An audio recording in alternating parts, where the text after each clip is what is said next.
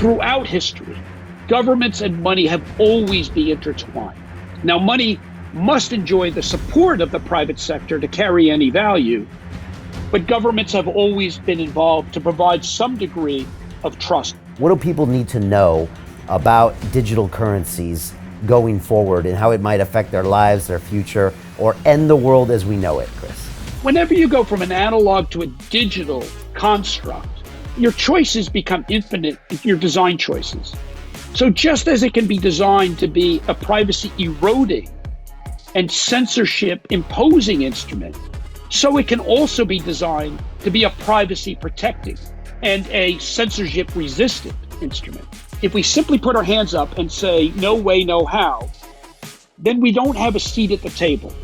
Let's make it clear to policymakers that privacy must be central. If we get privacy wrong in a digital dollar, it will be a disaster.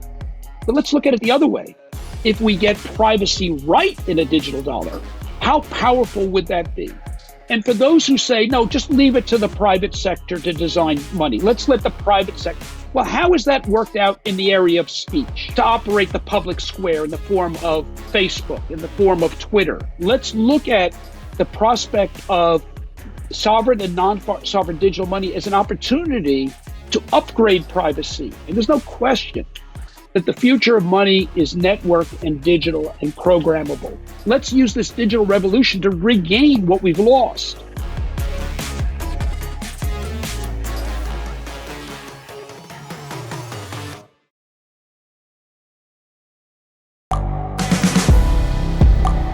The world is changing. Inspiration is everywhere. It has never been so easy to connect, share, and bring people together. We're learning from others and finding the best in ourselves. Challenging our beliefs. Sharing our vulnerability. Overcoming our fears. Transforming ourselves so we can transform the world. How far can we go? This is London Real. I am Brian Rose. My guest today is...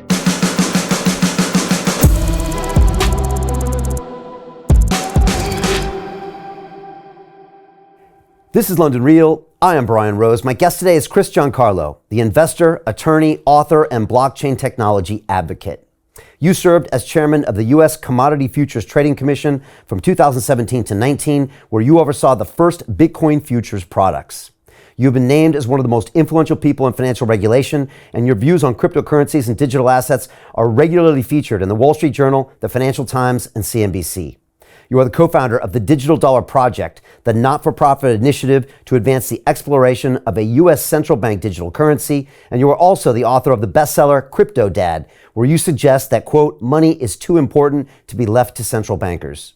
You believe we are now at a critical stage in the development of the digital dollar, and that if done correctly with economic freedom and privacy, we will position the dollar as the global reserve currency for generations to come. Chris, welcome back to London Real. Brian, it's great to be with you and great to be back. I loved our conversation last time. It was a year ago, Chris. How quickly and dramatically the world has changed in just 12 months. Maybe walk me through what your view was of the last year, kind of the big moments, your thoughts of them, because there's quite a few events there. And then obviously the last 3 months has been quite headline, worthy with the FTX debacle and SBF. What were your thoughts on the year? A lot of people come up to me and say, Chris, what the hell has gone on in crypto? Where are we and what's happening? And the way I try to respond to that is I say, the first thing you need to do is carry in your mind almost two separate concepts. And if you can do that, I think a lot of this makes sense. So the first concept is crypto is a highly speculative new investable asset class. The second concept is digital assets in crypto as an entirely new internet-based architecture of value, including money itself. Why are they different? Because the second one, crypto and digital assets, is a new architecture. you might liken to a new technology like, say, railroad architecture in the 1870s.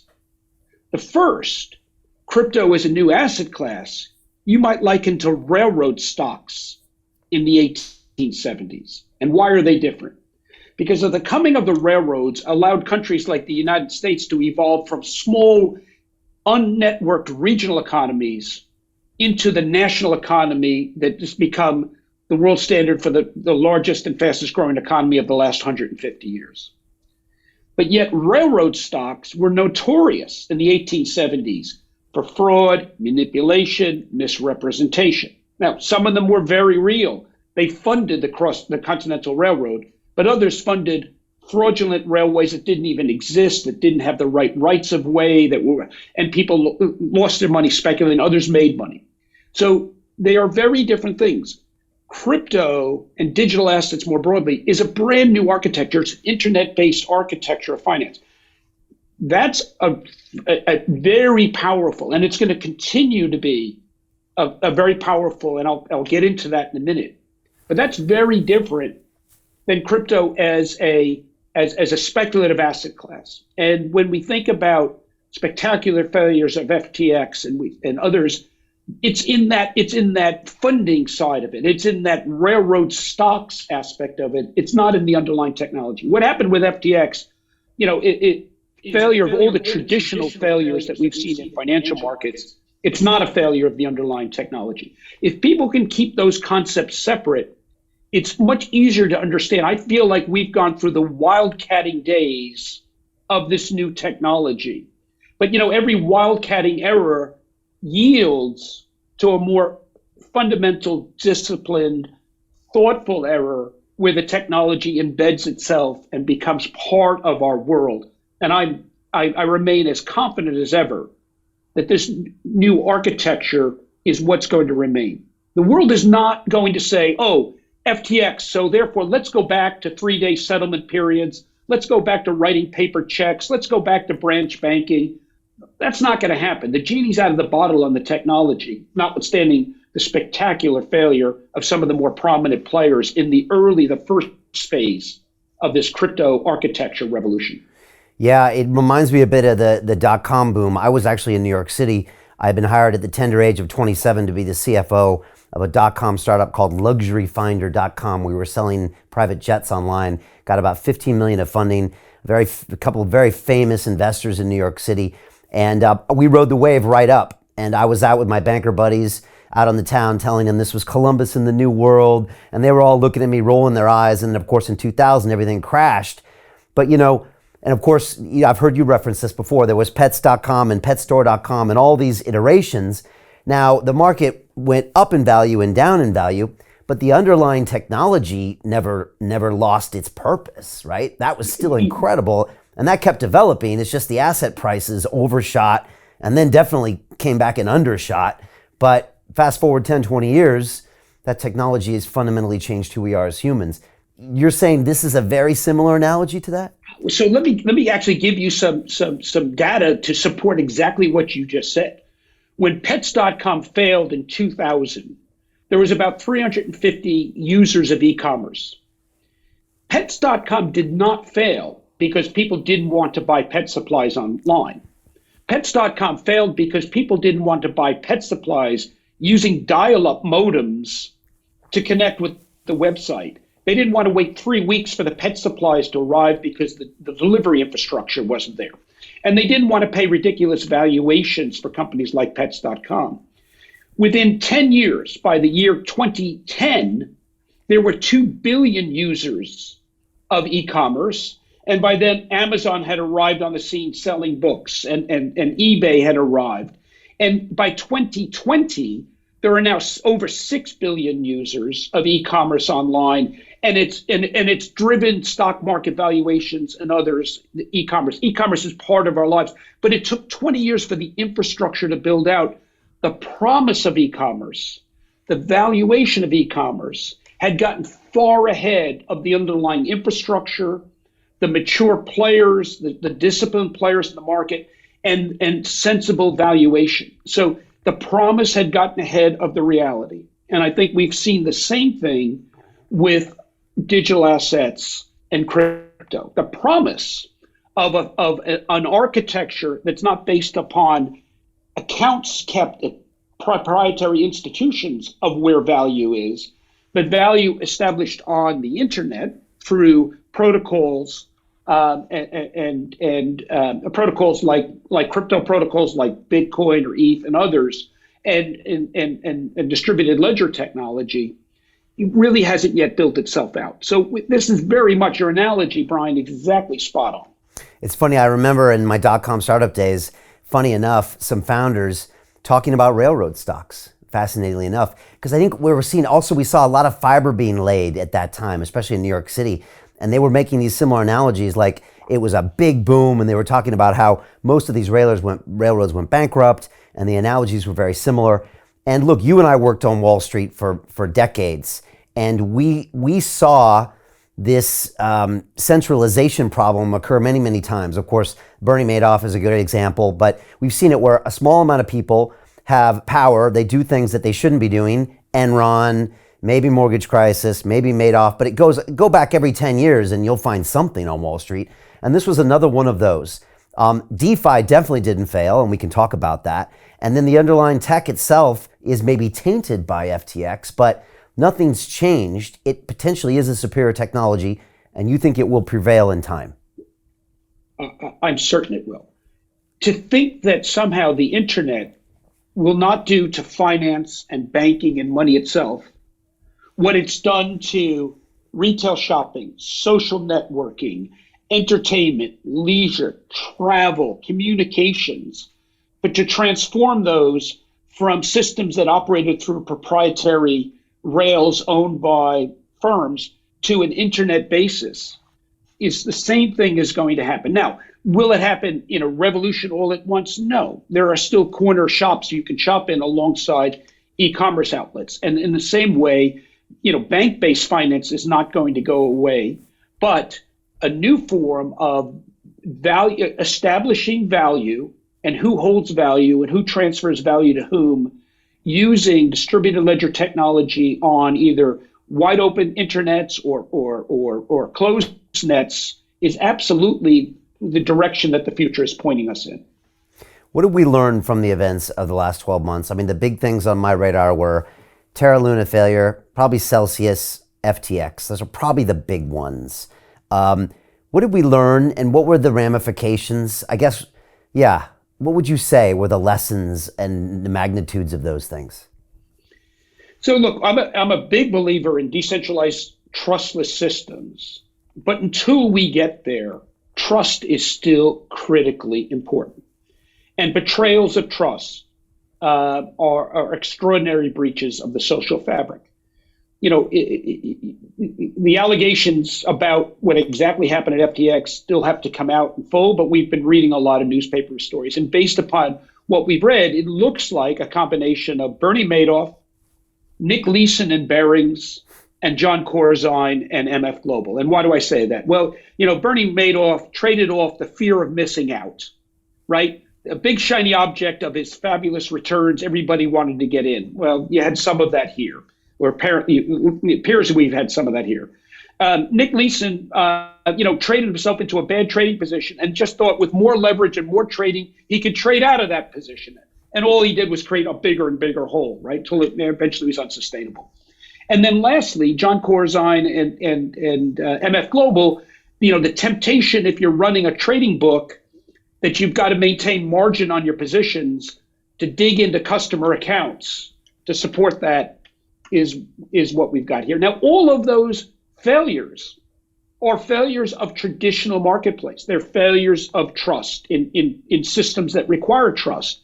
And that's what we had here. There's nothing about that combination of factors that's particular to crypto.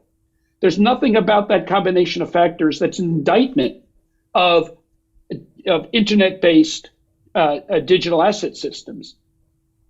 And yet, it will be used, it is being used by those who have agendas, whether their agenda is, I told you so, crypto is wicked and bad, or whether it is, I'm in favor of this regulatory agency or that regulatory agency having power. It will be used just as the failure of pets.com you can find headlines in the New York Post and others saying, that's it for online e-commerce. E-commerce is dead with the fall of crypto. Well, that wasn't the case at all.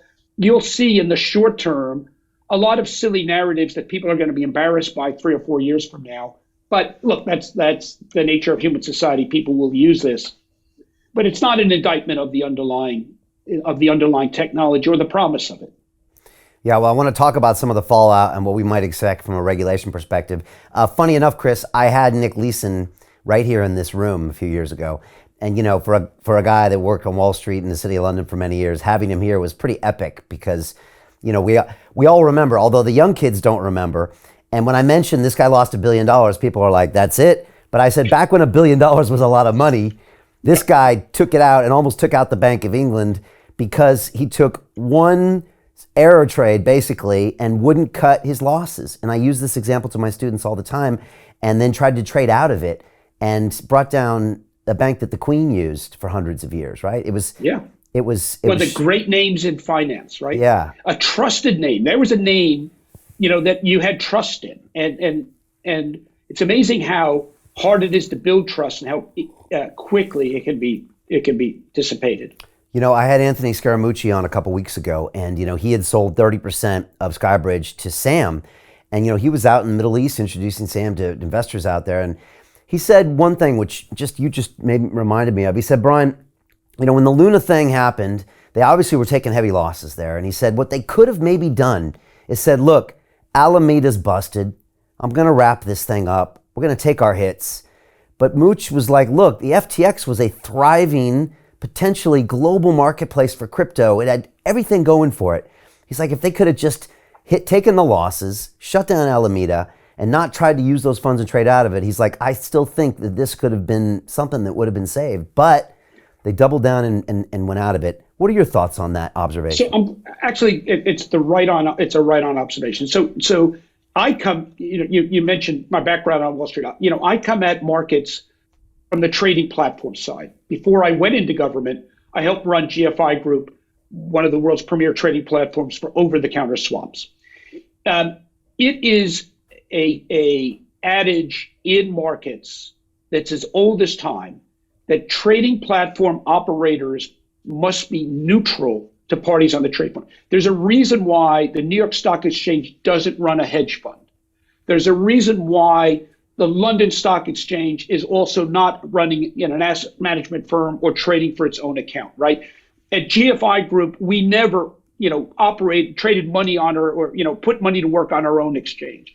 These things do not go together. And most modern regulation, including the regulation that I oversaw as chairman of the CFTC, separates trading platforms from trading houses, right? They are separate animals. They must be kept separate.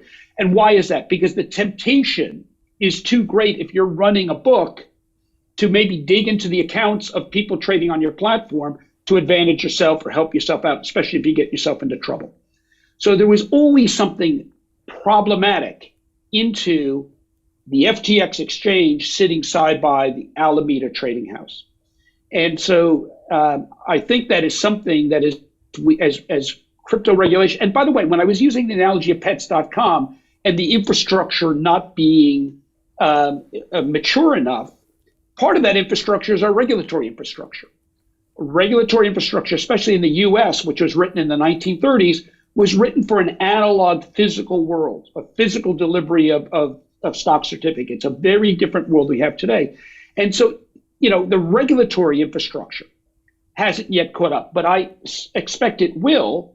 And when it does, I'm quite certain that what you will see is traditional separations between trading platforms and people that run books, that run proprietary trading books. Those are things that in the natural order of human activities should be separate, must be separate. And I believe that regulation will make sure that in the crypto world, they are separated as well.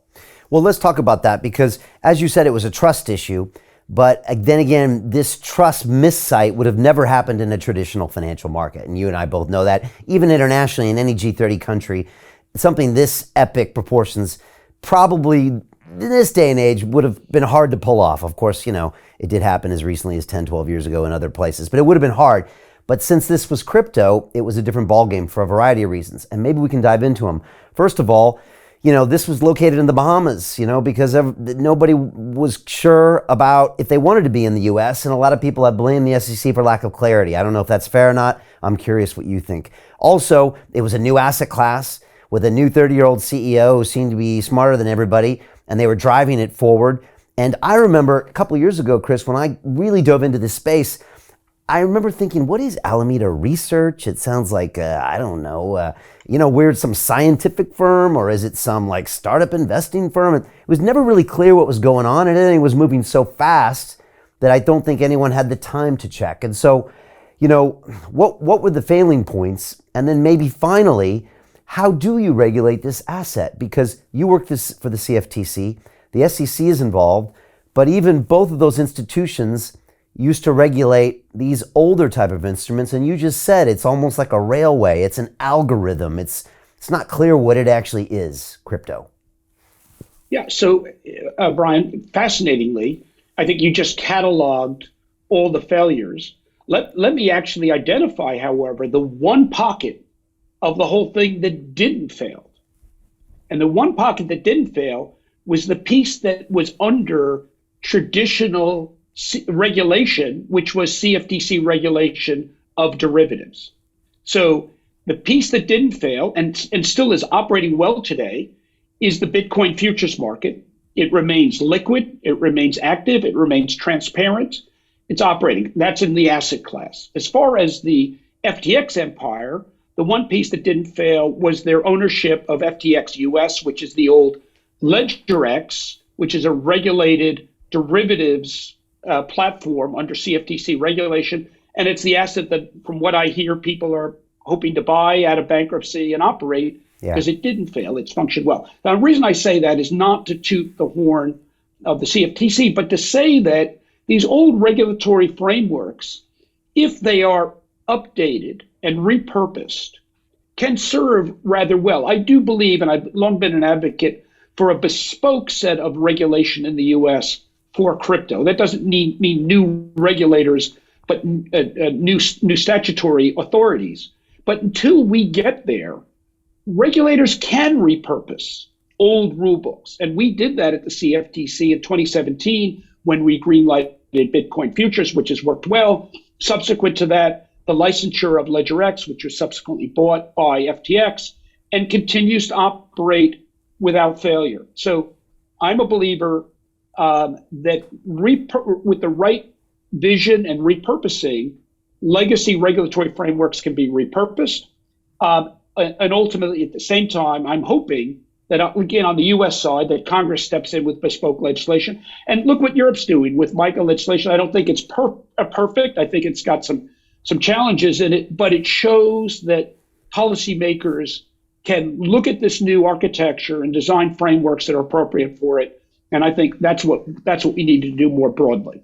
All right, so a lot of people in crypto immediately pointed the finger at the SEC and said if they had been clearer, these entities, and then there's a lot of them worldwide, right? There's the Binances of the world, there's the Crypto.coms, there's the FTXs. They stayed specifically off American soil, which also meant no tax revenue, maybe less jobs, et cetera, because they said there was a lack of clarity from regulation, specifically from the SEC. Is that fair? And what is the way forward? Yeah. So here's what I would say. When we looked at this during my time in office at the CFTC, we said this is a new asset class. There's a lot of challenges here. So our first job was to get smart about it. And in the spring of 2017, we launched something called Lab CFTC to make ourselves as smart as we could be about the new asset class. To the point where, I'll give you an anecdote, in the summer of 2017, we were doing synthetic Bitcoin mining in the chairman's conference room at the CFTC with all the commissioners present, just so we can understand what the concept was. Walk us through, the different concepts. So that's the degree to which we wanted to get smart about this. So by the time we were then faced with the choice of licensure and greenlighting the launch of Bitcoin futures, we had already gotten ourselves up the learning curve. I think that's duty number one of regulators. Get smart about it.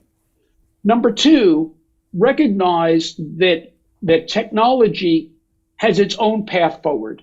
you can't stop the movement of time. You can't dictate market structure. What you have to do is follow the trends and direct it in a way that is beneficial to the marketplace, that brings out that furthers the principles that your mission is focused on: fairness, transparency, honesty, integrity in markets.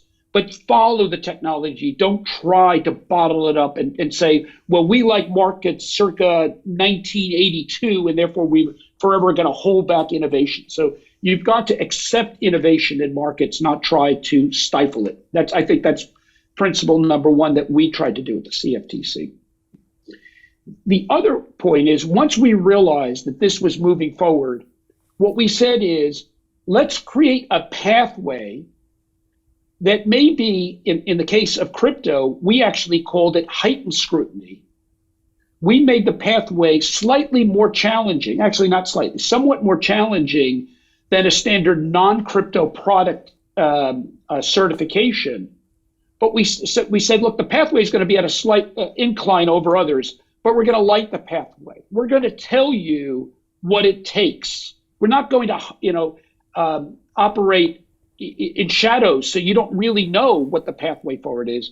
At the CFTC, the pathway to greenlighting a Bitcoin futures, the pathway to getting a license for a crypto derivative exchange is clear. It may be difficult, but it's clear. And we felt it was our duty as regulators to say, we're not going to hide the ball. We're going to tell you where the path is. It may be a challenging one. It may require a higher degree of scrutiny. Our team is going to spend more time on your application than perhaps we would with a new wheat future contract or some sort of new metals future contract, which the agency has been looking at for 50 years. This is a new asset class, so the scrutiny is going to be tighter, but the pathway will be clear. And so I would say that's the third requirement of regulators, to clarify the pathway forward, not mystify it, clarify it. And I think we were successful in doing all three at the CFTC, and I think that should be the model, if I might say so, for other regulators. That is, get smart about it, clarify the pathway forward, and engage with the industry. Well, if I make an opinion, I see no indication any of that is happening currently in the regulatory body of the SEC. I mean, I took the Series 7 exam. I'm sure you did too. And the Series 63, I took mine in 93. And I learned about, I think it's the Securities and Exchange Act of 1933, I believe. So it's a piece of legislation almost 90 years old. And I learned all about that. And now I'm hear from that organization that it's a security, everything's a security, but Bitcoin doesn't pass the Howey test, and you better look out. And I hear comments like, no honest man should fear the SEC, and I don't know, it just doesn't seem very helpful. Look, I'll just straight up ask you, is this an old way of looking at new instruments? Do we need to completely revamp? Because saying it doesn't pass the Howey test seems like the completely wrong question to be asking about this asset. Who cares? It's a completely different instrument. So I don't know, what are your thoughts? Well, look, as a former regulator, right, I'm evidence that regulatory administrations and their point of view come and they go. Nothing lasts forever, right? So I'm not sure that the current state of the SEC that many people complain about is the permanent state. I think, things will change. Doug Adams, who's the author of the Hitchhiker's Guide to the Galaxy series of books, one of my favorite authors, has a great quote, and I'll paraphrase it because I never get it right. But he says that, look, anything that was invented before you turn 35 is way cool and is something that you want to devote time to and maybe make it a lifelong career. But anything that comes about after you're 35 is suspect, dangerous, and needs to be suppressed. With crypto, that generational divide is as great as it ever was. In fact, I'm old enough to remember something we called the generation gap in the 1960s. And it was over things like civil rights and the war of Vietnam. There was this gap between young people and their parents. I think that gap is as alive today, but it has to do with really the future, a networked future. Young people understand networks, digital networks. And yet older people don't understand why we need to change. There's, for them, there's nothing wrong with branch banking. There's nothing wrong with paper checks and 3-day settlement cycles. And that generation will yield to a younger generation. So part of what we have here, and I don't want to accuse any particular people of this, but we do have a generation gap. The people, we have a particularly septuagenarian of leadership in our financial markets, in our central banks. And I think to them, in many cases, what was wrong with the old world?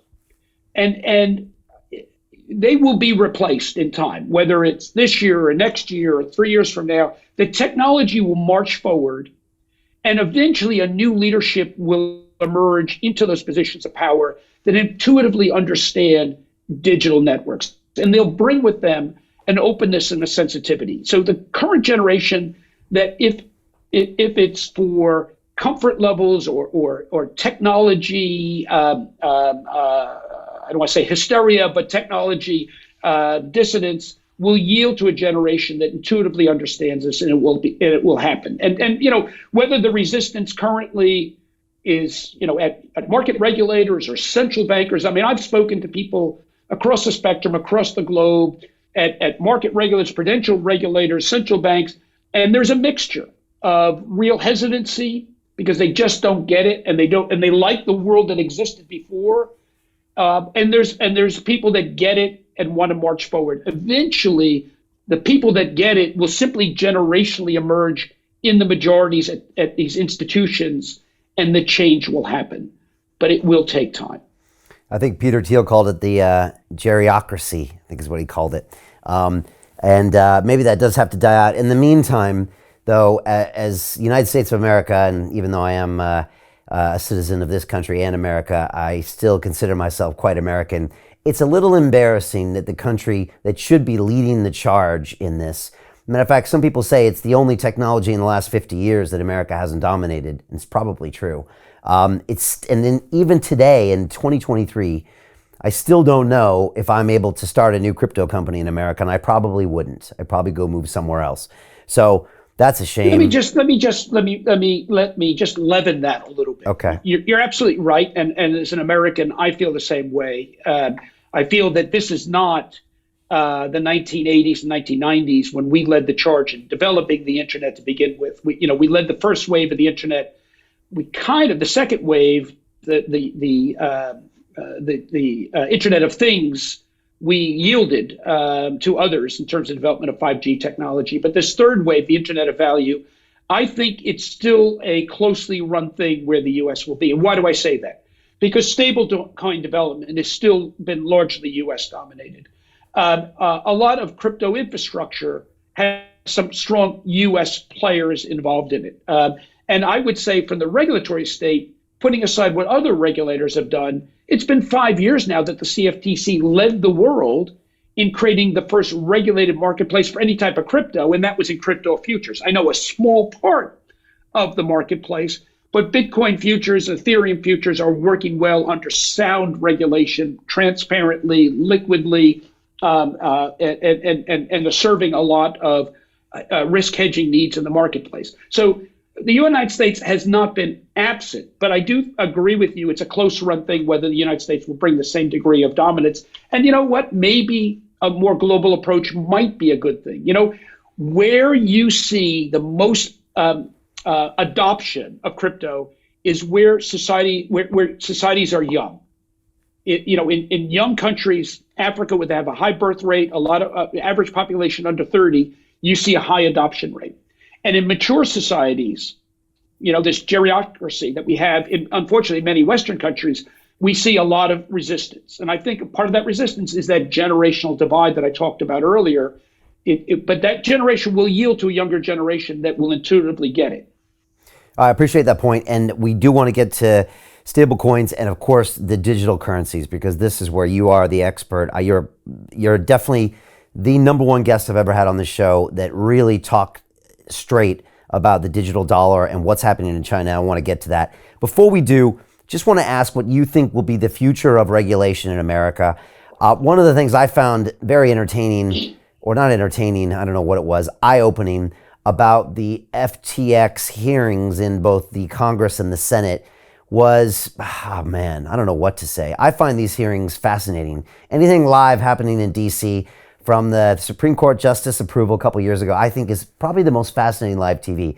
But I saw experts rolled out. I mean, you must have been cringing at some of these experts that were saying these things have no value whatsoever, pure speculation, it's rat poison squared. And then also at the same time, I saw people with agendas from both parties just using this event to advance their or settle scores within the conference.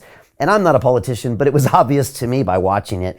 I'm curious if you saw similar things that I did on both of those hearings. And then how will this play out, do you think, in regulation? So those agendas, that's what Washington is all about. Those agendas will continue to play out. There are people that are pro CFTC, pro SEC, and they will run op-eds and run stories why the other agency is out of its mind and this is the right agency. And so that's normal. You're going to have people that are pro self-regulation, that are anti-regulation. They're going to play out their agendas. There are going to be scores settled. If you take away all of that noise, I think there are two pieces of legislation that will garner enough majority and interest across the aisle to have a chance of seeing the light of day in the current Congress that was just sworn in. The first one is stablecoin legislation. I do think we're going to see some form of stablecoin legislation. I think at a minimum, there is bipartisan support and across the House support, Senate and House, for disclosure legislation for stablecoins. At a minimum, if you're operating a stablecoin, and if you say this is the stablecoin mechanism, you have to be truthful. You've got to explain what it is and be truthful about what it is. And probably there's got to be some auditing process to actually confirm what you say it is. I think there's core support for that across the House. The second question will be who can operate stablecoins? Must you be a licensed bank, or must you have a special license to do it?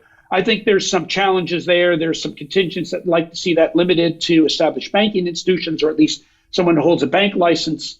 There are others that think it should be more broadly. What's the role of states? I think there's still consensus building to go on there. But I think stablecoins will see the light of day for one reason. Stablecoins are considered, I think, because they hold U.S. treasuries as a demand factor for U.S. debt. And so in a country that, lives on debt and is issuing spending more and more money all the time, the need for demand, I think that if nothing else, and I think there are other reasons, but I think that's one reason why we may see stablecoin legislation in the future. Okay. I also think because prudential regulators want to make sure they're in the driving seat in regulating this. And I think the likelihood of bank and central bank involvement in stablecoin regulation is great. The other area where I do think there remains support is to fill a gap. And that is, it's now clear that certainly Bitcoin, when it's used as a derivative, futures and swaps, is regulated by the CFTC. And cryptos that serve the function of capital formation instruments and therefore securities are regulated by the SEC. The SEC has authority over both spot markets and derivative markets for securities.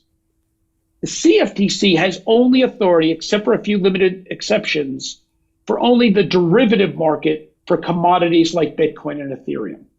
Why is that? That sounds strange, right? The SEC has both derivatives and spot. The CFTC generally only has derivatives.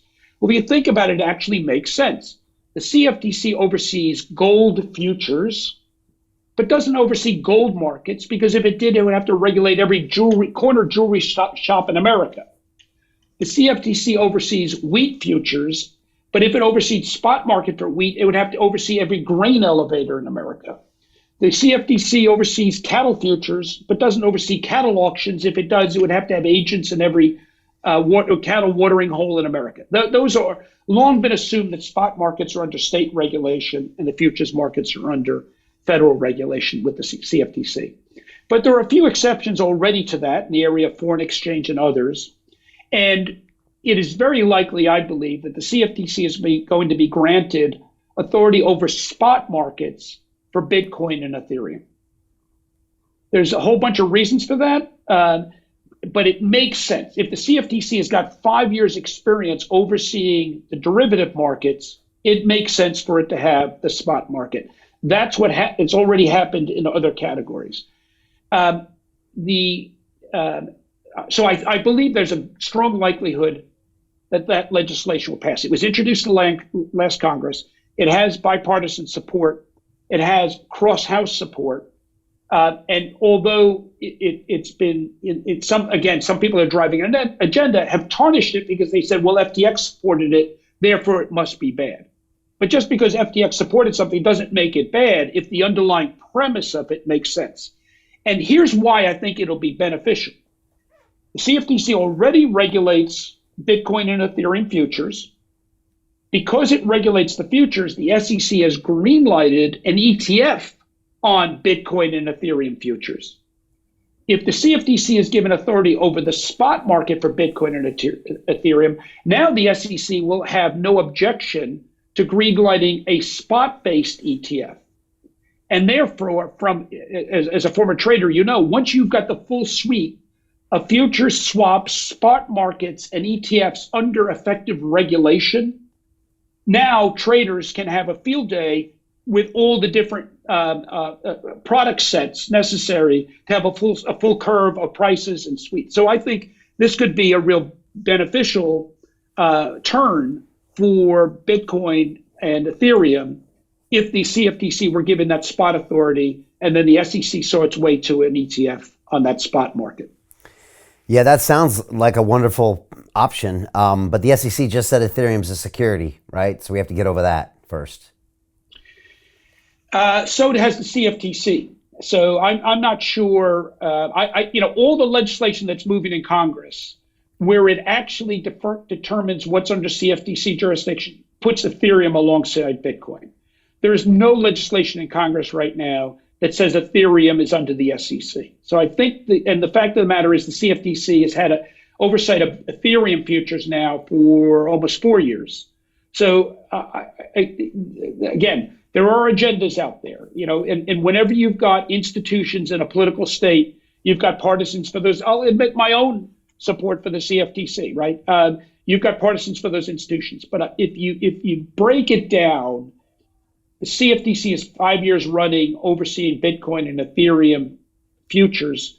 I think it would be unlikely, and none of the current pending legislation supports the SEC being of authority. But look, I'm open to other suggestions. I think this will get hashed out in Congress. I'm just giving you my prognostication and my own view that I think the CFTC is the right regulator for Ethereum and Bitcoin spot markets. Yeah, well, you got my vote as well. I'm all for the CFTC regulating this stuff, and I hope it happens. But of course, as they say in Washington and other places, never let a good crisis go to waste. So it feels like they will use FTX for a lot of different agendas there. It's already happening. Some seems to be losing steam. We'll watch how this plays out. I want to jump in to the digital dollar and maybe a little bit of stablecoin. I mean, you mentioned the stablecoin regulation. I guess that means something like USDC would come out with glowing colors. Tether is probably going to be under the gun and have to do a lot of explaining if this regulation comes out. I guess we can see what happens. But maybe we jump into the digital dollar because this is something that comes up time and time again. It's something that initially, if we're honest, Chris, probably scares people when they hear about the concept of the digital dollar. Now, I think when you start talking about it, you can explain why maybe that initial fear isn't correct. But when people usually hear about it, it sounds like this instrument of censorship, instrument of surveillance, instrument of control that's going to be used by governments, and you quickly go down this dystopian reality, and it sounds really bad and really scary. We obviously get examples of what's happening in China with this. When you were here on my show, you gave some of the most up-to-date, incredible information on this. So let's just start. What do people need to know about digital currencies going forward and how it might affect their lives, their future, or end the world as we know it, Chris? Well, Brian, thank you. When you called and said, hey, why don't you come on the show? To continue watching the rest of the episode for free, visit our website londonreal.tv or click the link in the description below.